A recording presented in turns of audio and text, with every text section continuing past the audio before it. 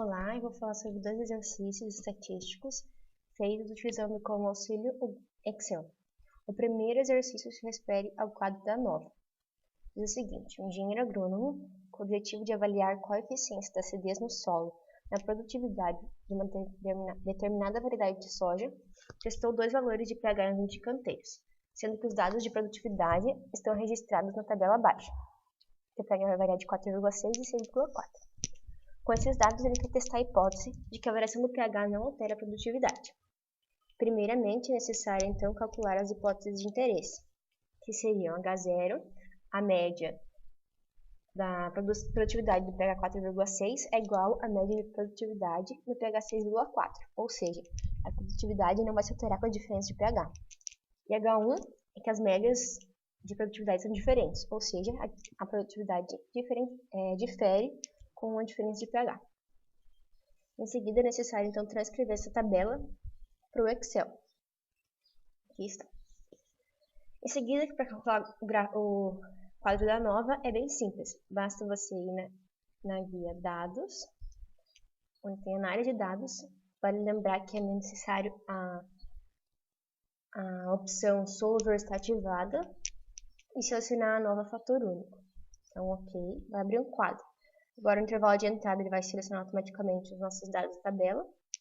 Eles estão, então, agrupados por colunas. Se a primeira coluna pegar 4,6 e a segunda pegar 6,4. E o alfa utilizado aqui é de 0,05, ou 5%. E ele vai fornecer, então, a tabela nova em uma nova planilha. Clicar aqui em OK. A gente vai obter, então, a tabela da nova, que vai falar desde os dados das colunas, contagem, a soma, média e variância, e também fazer o gráfico da nova. Primeira parte, então, a gente tem a soma dos quadrados, a segunda, os graus de liberdade, em terceiro, os quadrados médios, e na quarta coluna do gráfico da nova, ele calcula o F, 0,05, o F da nova, pela divisão entre os quadrados médios. Já o F crítico, que é calculado com alfa de 0,05, também é fornecido pelo gráfico da nova.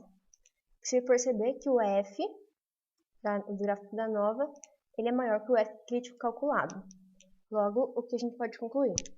Que o H0, que é a nossa hipótese aqui da produtividade, então, não se altera com o pH, ela é rejeitada, porque o nível de confiança de 95%,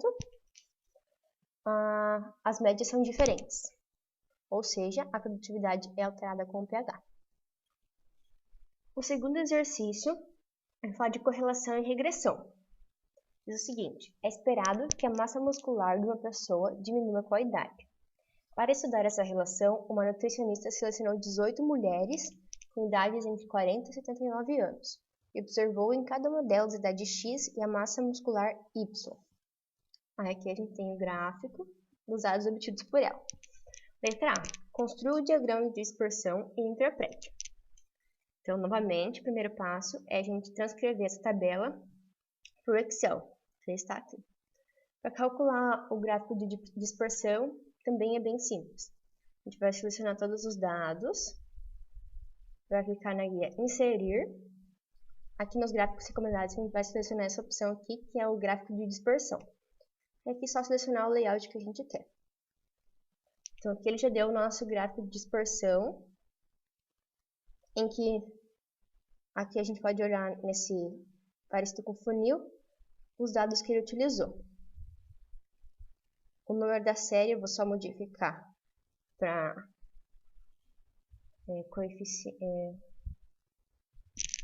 gráfico de dispersão.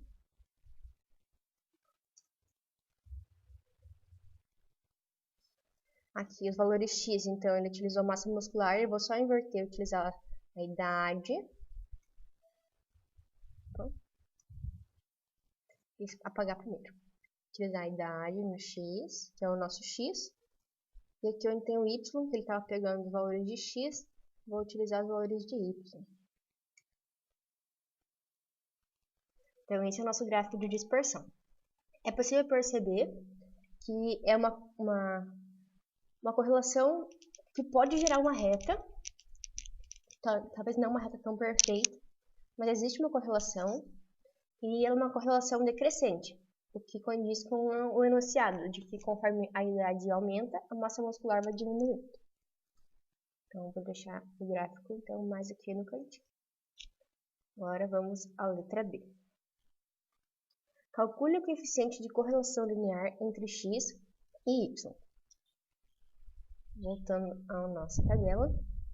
O coeficiente de correlação linear é o R, e ele é calculado com uma fórmula própria do Excel, que seria H igual correl, aí abre parênteses, variável, primeira variável dependente, que seria massa muscular, depois a variável independente, que seria a idade. Clicando Enter. Então, o nosso R é menos 0,83667, etc. O que esse R nos diz?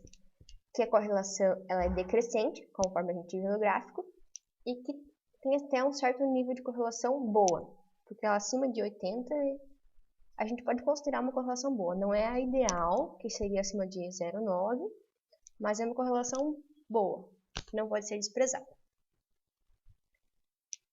Já na letra C, pede para a gente calcular uma reta de regressão para a relação entre as variáveis y, massa muscular, que é dependente, e a variável x, que é a idade, que é independente.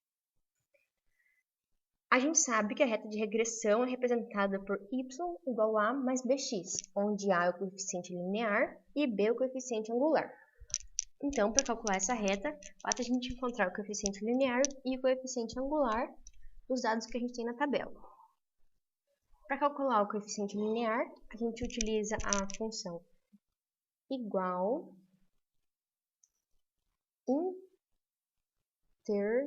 intercepção,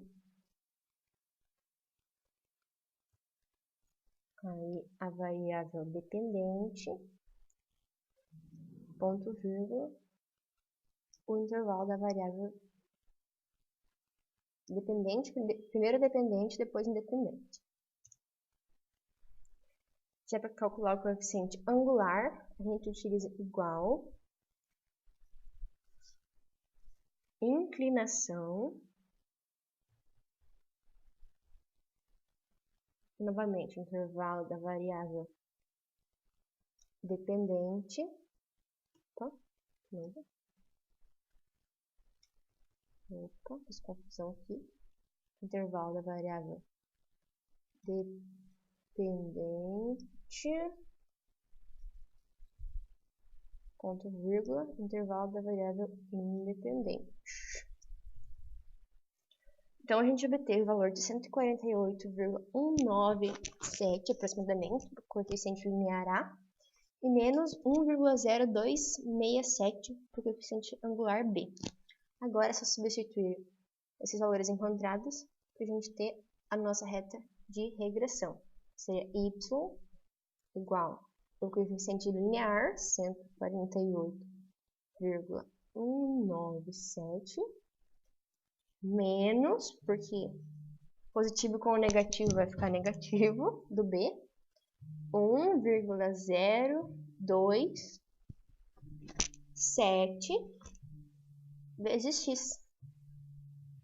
Essa, então, é a nossa reta de regressão.